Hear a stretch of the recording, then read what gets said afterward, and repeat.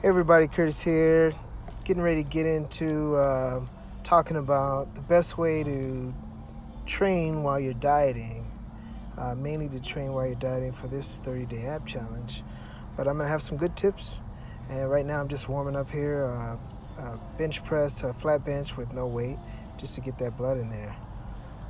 But let's start it up.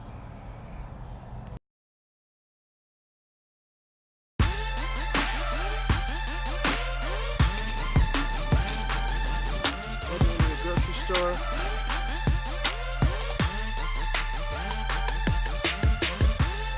It's important to lift weights while dieting, mainly because you want to keep the muscle fullness while you're coming down. The muscle tends to shrink, maybe even elongate, while not being worked. So by training the muscle while you're dieting, you're going to make sure that muscle belly continuously stays full. When you're dieting, you want to make sure that if you're training with weights, you want to stay safe. You're not trying to break any personal bests, any personal records as far as how much you can lift. So you want to keep some basic movements with free weights, but you also want to make sure that you avoid high risk or extreme heavy weight lifting, at least heavy weight for you. So if you're in the off season, you're able to lift a lot of weight on a certain exercise. When you're dieting, it's going to be a little different because you might not be able to train that way.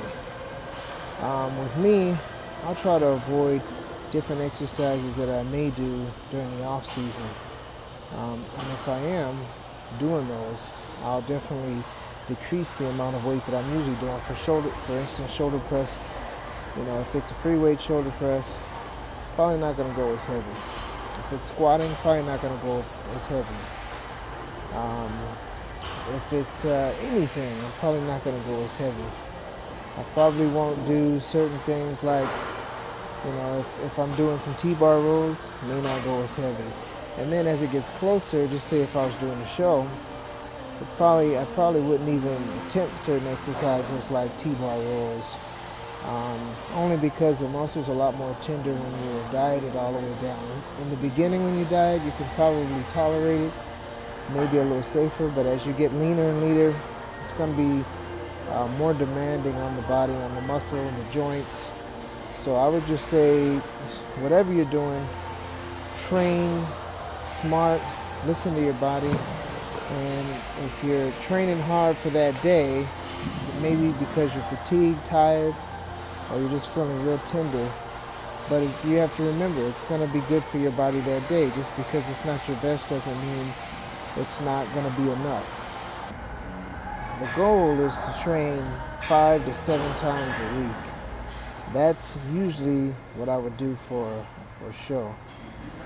But when you're busy and you're not actually trying to do something to those extreme measures, then anytime you can get in. Right now, I'm trying to do at least 4 days a week. So that in itself is sufficient for what I'm trying to do for this challenge. It may not be enough, but we'll see, what it's doing as far as how effective it's going to be for this competition. Usually, I'm also trying to put in, if I go 5 to 7 days a week, an hour and 15 minutes of weight training and an hour of cardio. Now, for this competition, it's a little different. I'm not really getting an hour of cardio. I'm doing maybe half an hour. So everything's cut almost at half. Weight training might be about an hour still. But I'm just not getting everything I usually would get if I was doing a show. But again, anything that you can put into it is going to be beneficial while you're dieting. If you can go 3 times a week, that's fine. Just try to get in there at least once a week and do something, or even if it's outside. While dieting, my workouts consist of breaking up major and minor body parts. So just say if I'm doing chest, for instance, I'll do chest and then minor body parts like biceps or triceps and calves. If I'm squatting, I might do some squats, then I'll hit some dumbbell shoulder raises, rear, front, and side, and then maybe I'll do some leg extensions and calves. And that's what I do for weights. Cardio would pretty much be the same. Another major body part would be back, so you can do heavy, well, as heavy as you can go on a diet, T-bar rows, or you can do something a little less risky. Instead of free weight, you can probably do seated rows, and then you do something to incorporate a lighter workout like maybe biceps and then calves. Calves you can usually do every time you go to the gym. They burn out quick, but they recover quick. Another major body part would be shoulder press. You can do free weight shoulder press, and then you can add something in like light chest. So most of the time I would break it up heavy with light, and then I'd have a day where I'm just doing a session where I'm doing all light work, where I have the same body parts, but I'll do them light. So just say, for instance, if I did leg press, heavy on one day, I could do light quad work on another day. Or if I'm doing heavy squats on one day, then I can do light hamstring work on another day.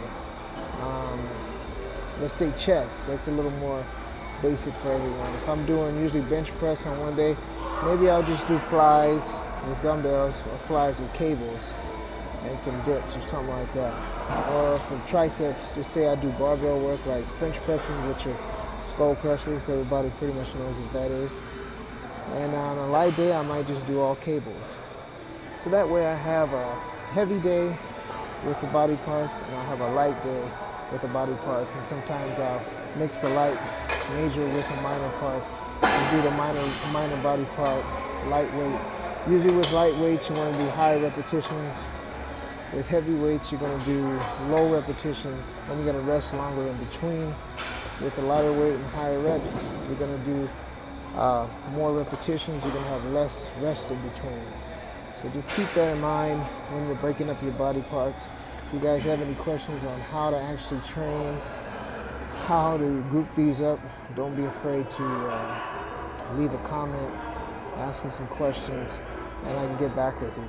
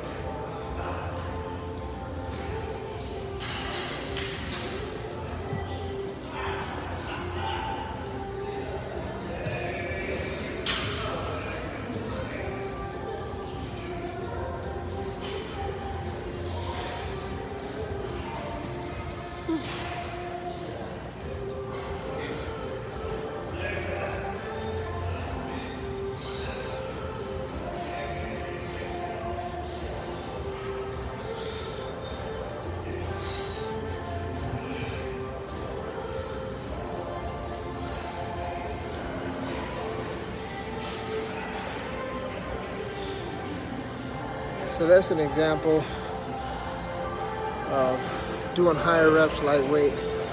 It's what you call a drop set, or in that case, reversive drop set, going from lower weight to a higher weight to get that burn, higher reps. All right, everybody, got everything in, just finished that cardio. This is day 12 of the 30-day ab challenge. Don't forget to subscribe down at the bottom and get your ATS Labs products, fat burners, and everything else. Use Fisher 20 for 20% off. And let's keep it going, guys.